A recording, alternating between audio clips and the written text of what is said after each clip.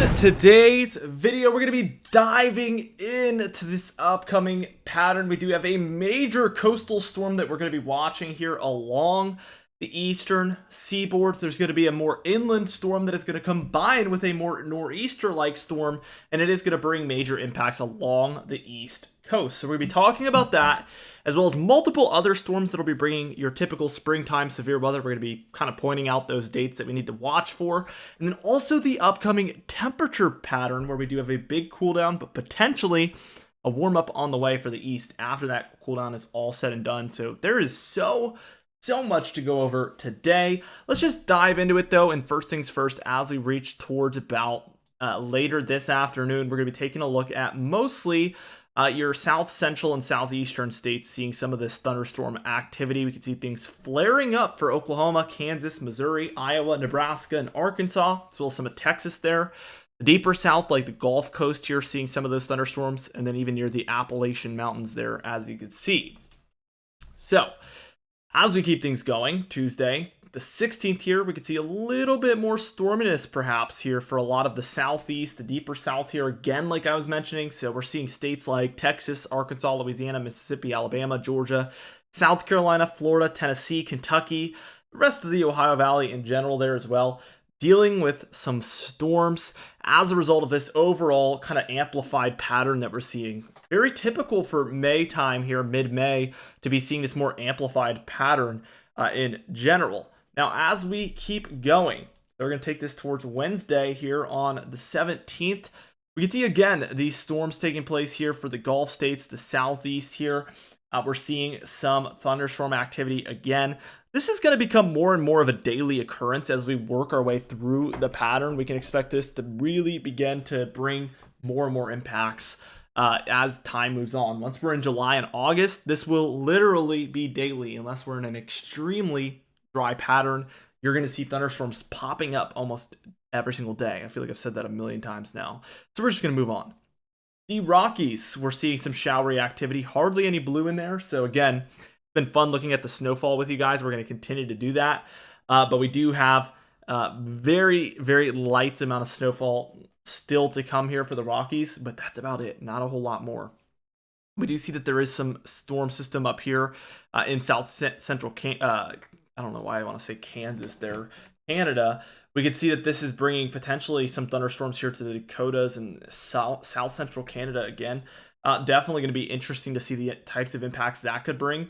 And by Thursday, we see this same system here is bringing a bit of a frontal boundary through here that could be bringing some thunderstorms from Minnesota down through South Dakota, Iowa, Nebraska, Kansas, Oklahoma, Texas, Colorado, and down even into New Mexico there, as that's a pretty strong frontal boundary in there. We also see, again, the southeast and deeper south. We're still seeing the thunderstorms occurring almost daily at this point, like I mentioned before. So this is becoming very, very interesting here. Now, let's keep going. We're going to reach into Friday here, the 19th, and we can see this huge frontal boundary here still taking place here. And this is, again, bringing those thunderstorms up and down these areas. We see this coastal low starting to build, and all of this is going to come together. So let's see by Saturday what's happening. And we can see they're almost connected. So we have this coastal energy moving onshore to North Carolina and Virginia. And at the same time, we have this very impactful frontal boundary moving in. And these two are all going to combine forces and really become a strong coastal system here. As you can see, very heavy precipitation from the southeast, the mid-Atlantic, all the way up through New England. We're seeing significant amounts of rainfall and storminess in general here on Sunday, the 21st. As a result of this combination of two major systems becoming an even more major system here once they join those forces. By the time reaching Monday, the 22nd here, again, we see this storminess is kind of offshore by this point. Still some for the southeast left over, but it is coming to an end in general. By the time we take a look here at the Rockies on Monday, the 22nd here, we can see that there is still precipitation in a more light fashion, light to moderate fashion, I would say. But it's very spotty, and if we're looking for blues, we have to look pretty closely to see any in there. So we are, again, just becoming very, very slowed down with this wintry weather. And we are experiencing the death of winter now. We are entering into the summertime. So we are drawing near there to winter's final breath, I guess you could call it. Tuesday the 23rd here, what we end up seeing is still some of this coastal activity hanging out offshore of the southeast. So this is pretty interesting that a lot of the activity has shifted here towards this area, mostly from these Gulf areas. This is kind of shifted over into here instead. And then not only that, we see the jet stream is doing something like this, and we're seeing a lot of this activity try to kind of float into this area across the kind of Rockies and plains here. That is going to be something to watch. And then Monday the 24th here is going to be our last frame. But what we see is a pretty interesting jet stream here. It looks something like this to me is what I'm seeing, which is extremely interesting. But we do see a bit of a frontal boundary setting up here. There is a low up here that could be associated with it. And we're seeing this kind of influx of precipitation and humidity here. And this is leading towards widespread storms throughout the four corner states, the northern Rocky states, and then up and down the plains from Texas all the way up through the North Dakota and Minnesota area.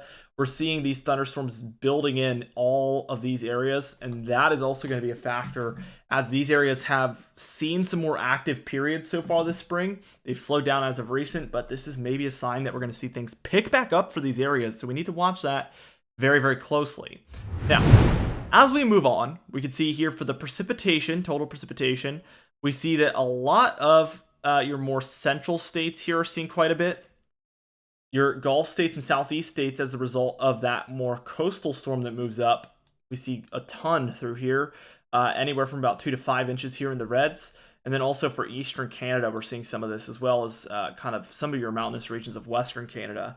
In general, we can see that the highest amounts are going to be for this area here, which tells us in general, we're going to be watching for a flow sort of like this, with that precipitation bringing the most above average amounts to these areas. But we are on the uptrend here for the west. I want to put that out there as well, because we've seen a very quiet pattern out there.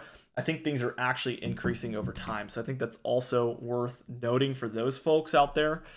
For the total snowfall, look at this. We've decreased by about half, I would say, for these areas. So a significant drop here in our snowfall out here for the Rockies. Definitely worth noting that we are seeing winter come to an end here. The Sierra Nevadas are seeing a little bit there in the very highest mountains there, but it's still far decreased from what we've been seeing.